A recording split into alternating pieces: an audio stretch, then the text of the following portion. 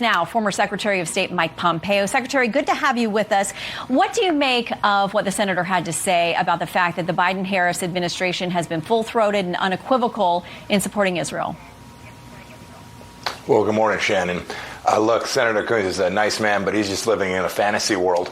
The most important people who make the determination about whether America is providing enough support, frankly, are the Iranians, Hamas, and Hezbollah. And they have felt free to fire missiles into Israel, kill 1,200 Israelis, continuing to hold Americans hostage. We don't even talk about that anymore. They're still hostages held by the Iranian regime in Gaza today. Instead of talking about a ceasefire, which is what Secretary Austin spoke about, what Secretary Blinken speaks about, we should be saying plain and clear, finish the job.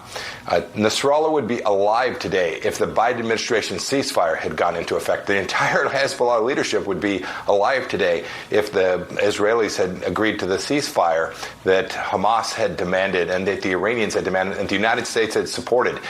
Make no mistake about it. We know history. We know the history from 1967. We know the history from 1973. There is only one thing that will protect Israel and make the Middle East more prosperous and peaceful, and that is the demonstration of power and imposing costs on Israel's adversaries. Okay, so there were reports in Axios earlier this week that Hezbollah had asked Iran to directly strike Israel. They didn't want to do that because their president was here speaking at the UN in the U.S. Well, now there are questions about if Hezbollah is disabled, does Iran now move forward with that? There's a quote by Trita Parsi, the executive VP of the Quincy Institute here in Washington, talking about this, saying, if it becomes clear to Iran that Hezbollah actually cannot defend itself following the bombing in Beirut, then the Iranian justification for staying out of the war has collapsed. At that point, Iran's credibility with the rest of its partners in the axis of regional militant groups will risk collapsing if Tehran does not react. Do you worry about where this has pushed Iran to and what happens next? Shannon, Trita Parsi's been an Iranian sympathizer for a long time. He works closely alongside some of the leaders inside of the country.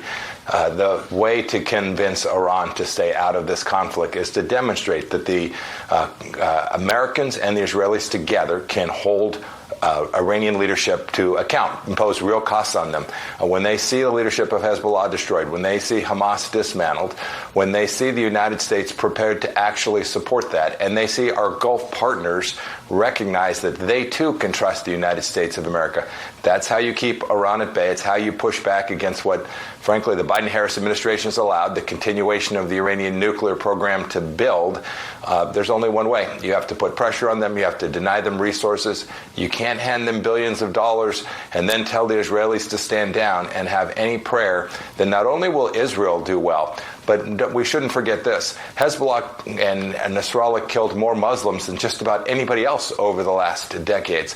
This is a regional challenge. It's one for the world. And the United States demanding that Israel stop when the task ahead of them is to finish the job is a mistake and only creates further risk of escalation. Yeah, it seemed wise for Prime Minister Netanyahu to speak at the UN about the people of Iran, the people of Lebanon, the people who live in Gaza, and wanting to rescue them from their oppressors too, to your point. Secretary, thank you. Thank you, Shannon.